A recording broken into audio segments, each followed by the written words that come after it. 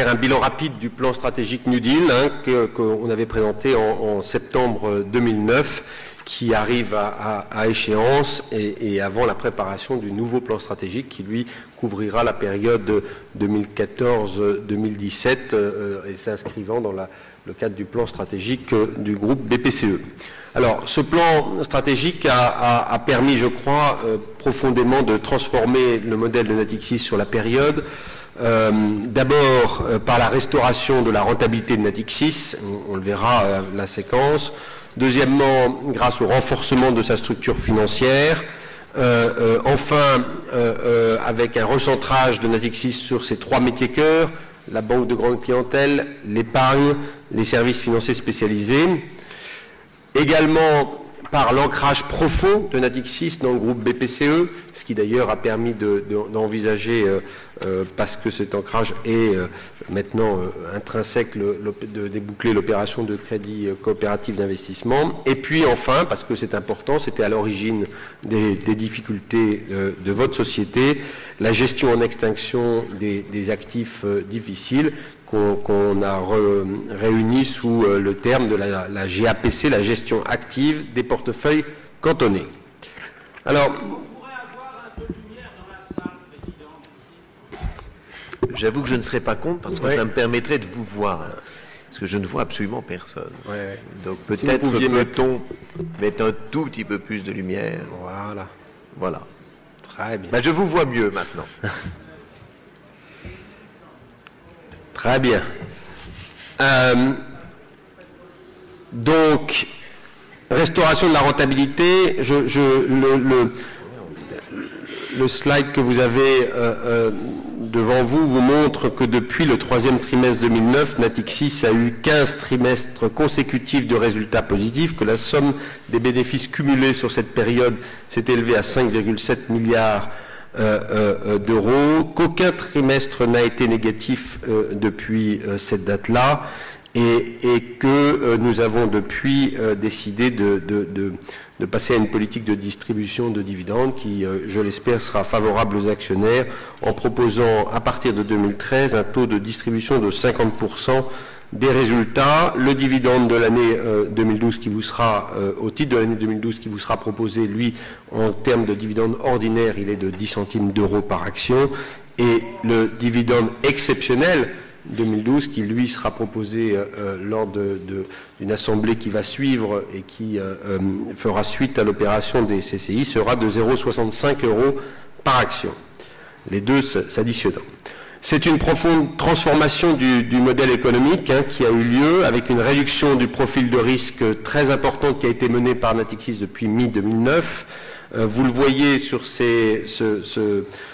devant vous, avec une baisse des encours pondérés qui sont passés de 166 milliards d'euros au 31 décembre 2008 à 93 milliards d'euros au 31 décembre 2012, donc une profonde réduction de la prise de risque de l'entreprise qui a contraint et réduit les risques qu'elle prenait, et en même temps, pendant la même période, le produit net bancaire, c'est-à-dire l'équivalent du chiffre d'affaires de votre société, lui est resté stable à peu près 6,5 milliards d'euros pendant la période. Ça se traduit par une baisse également du besoin de ce qu'on appelle de ressources rares, c'est-à-dire de besoin de refinancement de Natixis, le besoin d'actifs pour financer les activités de la banque de grande clientèle ou des activités en gestion extinctive est passé de 148 milliards au 31 décembre 2008 à 77 milliards au 31 décembre 2012. La combinaison de ce travail avec un recentrage important de la banque de grande clientèle sur ses clients se traduit par un renforcement très significatif de la structure financière, baisse des risques, rentabilité. Ça se traduit par un ratio, pardon de l'anglicisme, mais c'est comme ça maintenant qu'on l'appelle, Core Tier 1, qui est passé de 6,5% à 11,8% au 31 décembre 2012.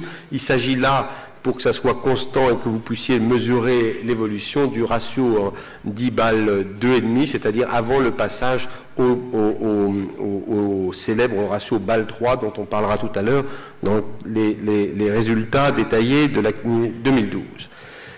L'objectif du plan, c'était également de recentrer l'activité de votre société sur ces 3 métiers cœurs. Les 3 métiers, c'est la banque de grande clientèle, qui aujourd'hui est vraiment totalement orienté client, qui a abandonné les activités de compte propre pour se recentrer sur le service de ses clients.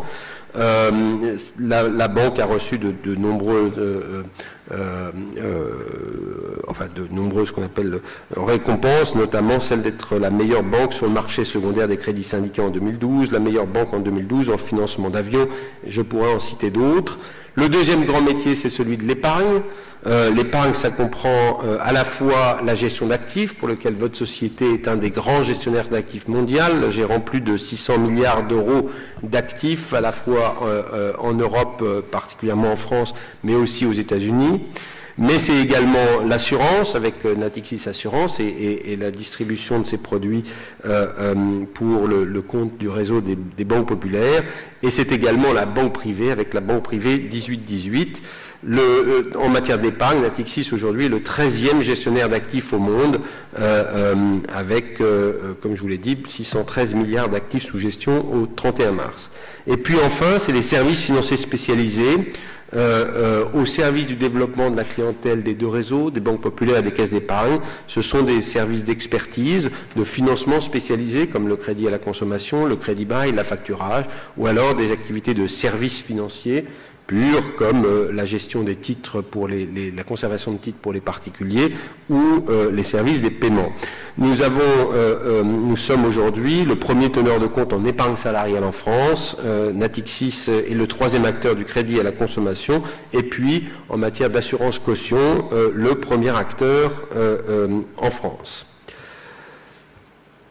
Pendant cette période, c'est également une période pendant laquelle le chiffre d'affaires réalisé entre Natixis et les réseaux des banques populaires et des caisses d'épargne s'est développé. Il s'est développé conformément au plan que nous avions d'intensification des synergies entre Natixis et les 2 réseaux, de manière à justement créer une plus grande proximité, un travail sur le terrain de proximité qui soit plus fort, une meilleure confiance, une meilleure compréhension des besoins mutuels. Ce travail a payé puisque nous avons des revenus additionnels issus des produits faits et du chiffre d'affaires fait avec les banques populaires et les caisses d'épargne ou avec leurs clients qui s'est élevé à 303 millions d'euros pour Natixis, très légèrement supérieur à l'objectif qu'on s'était fixé, qui était de 296 millions en pointe de passage à décembre 2012. Notre objectif ultime, à la fin du plan, ça veut dire à la fin de cette année, c'est d'atteindre un montant de synergie entre les deux de 395 millions d'euros et nous sommes confiants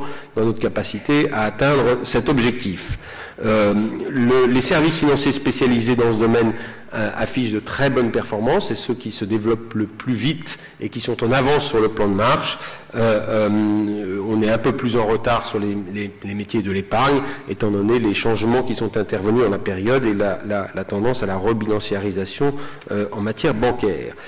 Ce qui est important de noter, je crois, c'est la progression de la part relative du PNB réalisé par Natixis avec les 2 réseaux. Il était de 16% en 2010, il est de 20% en 2012 et il sera légèrement supérieur en 2013. Enfin, un point très important, comme je l'ai mentionné tout à l'heure, c'est la gestion active des portefeuilles cantonnés, c'est-à-dire la gestion de ces portefeuilles qui ont été à l'origine des difficultés qu'a pu connaître Natixis en 2008. Depuis qu'elle a été mise en place, la GAPC a permis de réduire très significativement les risques de Natixis, avec un impact faible sur les résultats en dehors de l'année 2009 et des années précédentes, mais l'année 2009 a été l'année de la mise en place. Depuis 2010, 2011, 2012, c'est des résultats et des impacts qui sont réels, 182 millions en 2010, 113 millions en 2013, 68 en 2012, mais qui reste modéré au regard de ce qu'il y a pu avoir dans d'autres établissements ou chez Natixis préalablement.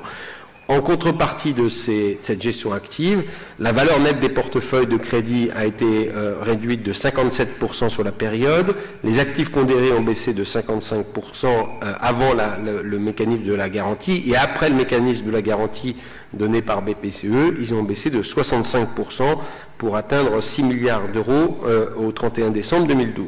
Notre objectif, c'est d'avoir fermé la GAPC, cette gestion des actifs cantonnés, d'en avoir fini à mi-2014, c'est-à-dire dans un peu plus d'1 an. Voilà pour ce qui est du plan stratégique et des objectifs qui ont été atteints à l'occasion.